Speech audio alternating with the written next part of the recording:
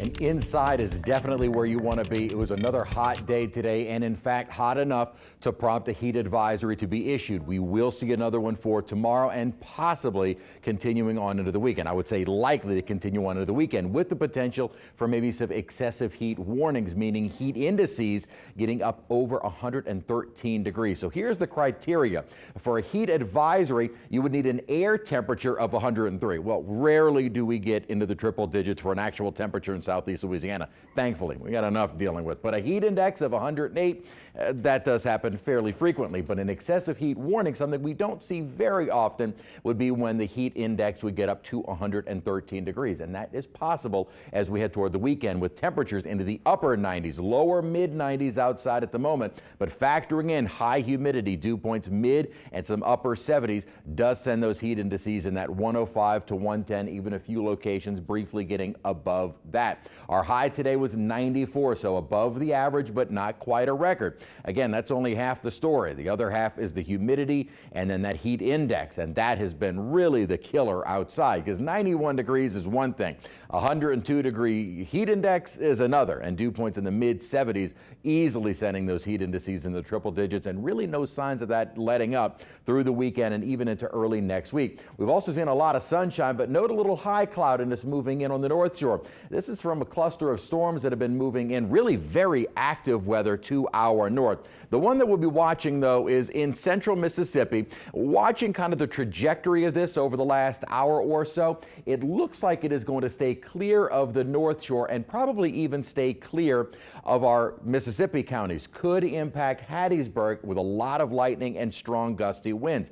These have all been following along a storm track, keeping it generally away from our viewing area, and that has been favorable. And the unfavorable part of it is the reason for that is because of the upper high. That is keeping all of these storms up and away from us. So we remain mostly dry, and the active weather continues overnight into the day tomorrow, generally north and east. Now, there are some opportunities, and I'll show you why, for this upper high to maybe allow for a few storms to affect maybe the North Shore and in Mississippi, but these would really be the only locations where we could see better rain chances. But looking forward, not going to see much across the majority of our region, especially south of the lake. So that higher risk of severe weather, and it is a very high risk, something we don't see very often this late in the severe season, so into June, and certainly not this far south. That is a level 4 across central Mississippi and into Alabama, and then it does taper off. Really, this is just a almost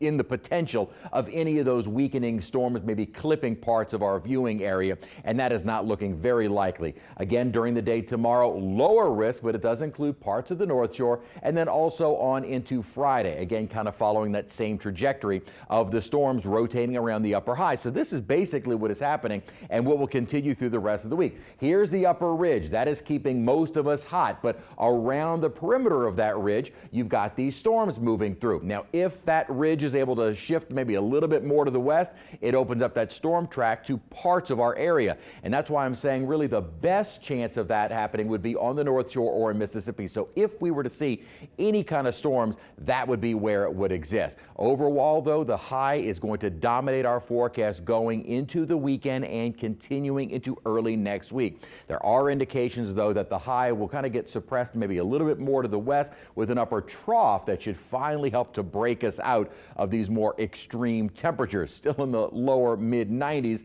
but maybe not as brutally hot. We're going to stay hot and relatively dry through the weekend, early next week, and then maybe finally starting to get a little bit closer to normal by the mid of next week.